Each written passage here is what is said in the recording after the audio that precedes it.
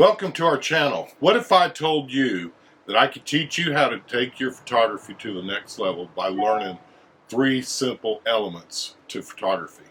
If that's something that interests you, stick around and let's get to the video.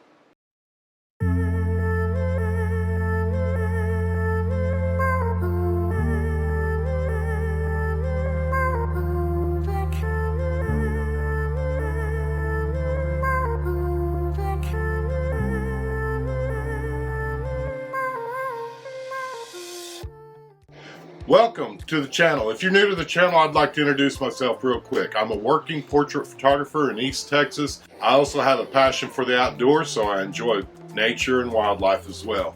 I remember as a kid when I was in school, they taught us about fire. There's 3 elements to a fire, and I can remember this to this day.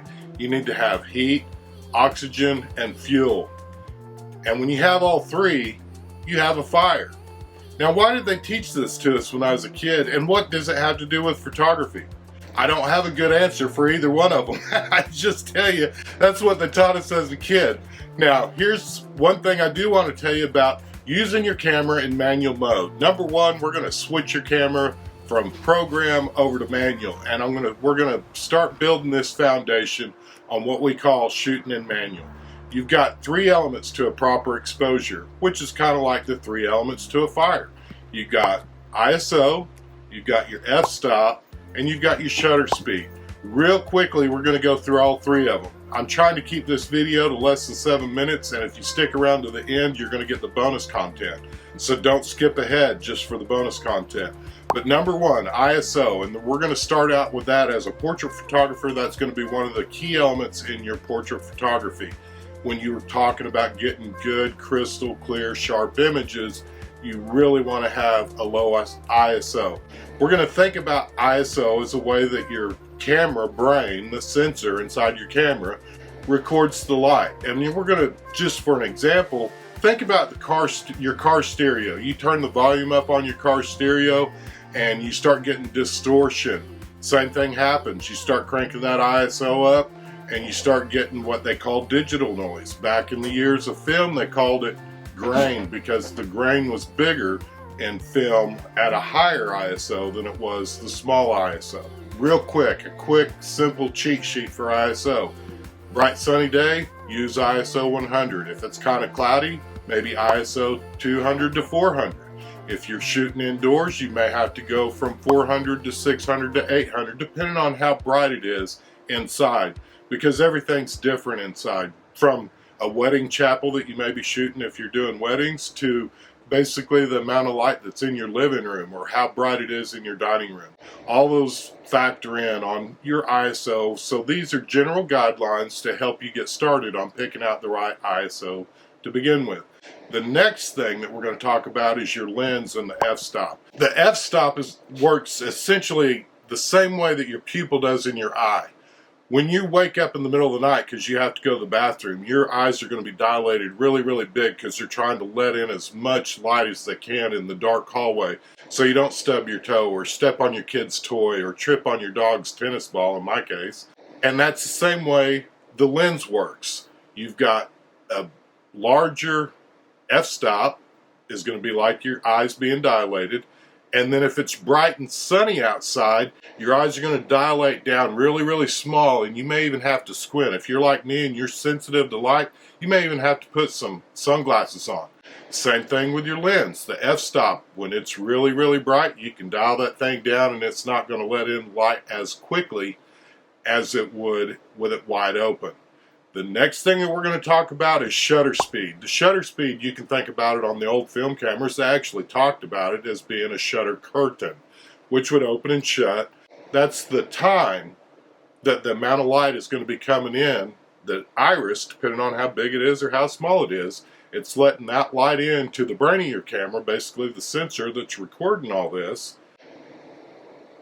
That's the way the shutter speed works. Just like a curtain, and it doesn't matter if it's going up and down or side to side. It doesn't really matter. How do you know if you've got proper exposure? Every camera out here has basically a light meter inside of it. Down at the bottom on most of your cameras, there's going to be a scale. And I'm going to show you a picture of the scale and the way it works. These scales were built into the cameras all the way back into the film days. You still have the same scale, and it works essentially the same way. But when you get all three of these lined up in the center of that scale, your ISO for mental clarity, we're going to put it on the bottom, and then the top part of this ladder, we're going to have shutter speed and f-stop. When it's in the center, that's a proper exposure. When you put your camera in program mode, it's basically picking out your ISO, your shutter speed, and your f-stop to make a proper exposure. That's the same way that it's going to work with you. So what we're going to do is we're going to go out to the studio real quick. I'm going to start out with ISO. I'm going to show you this image in the studio, and we're basically starting out at ISO 400. We're inside. We're going to go down to 100. You're going to see the image get darker, and then as you go past and back up, your image is going to get brighter and brighter. You're going to notice when I'm doing all three of these steps, whether we're talking about the ISO, the f-stop, or the shutter speed, we're going to do 3 clicks at a time. Most of your cameras are set up to where they're on 1/3 clicks. So when you've got your camera and you're doing this and you want to go up 1 full stop, you're going to go over 3 clicks, if you will. And every camera being different, just double check yours. But a lot of the Canon cameras are already set up from the factory for 3 clicks per stop, which is basically means that you're going 1/3 of a stop each click. Next thing we're going to do is we're going to go, we just went over the ISO, showing you what the meter looks like at the bottom. And the next thing we're going to do is we're going to scroll through the shutter speed. The shutter speed's going to work exactly the same way. We're going to go through 3 clicks, and you can tell by looking at the scale which way you need to go so that you have a proper exposure. If your scale is on the left, you're underexposed. If your scale's on the right, you're overexposed. Next thing, same thing with your f-stop on your lenses. Your lenses, depending on which one you have, and if you've got a kit lens, that may be starting out at f4, f5.6, something like that, and you're not going to be able to go down to f2.8. That's, again, it's designed specifically to the lens that you're using. Again, we'll roll through that real quick, but here's kind of your bonus content. I want to talk about this real quick.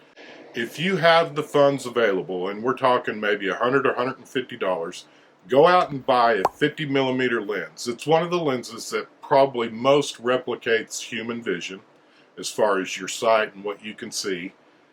And it's also going to really, you're going to have a better understanding. If you can go down to f1.8 and go all the way up to f22 or f32, you'll have a better understanding when we get to next week's lesson on equivalent exposure.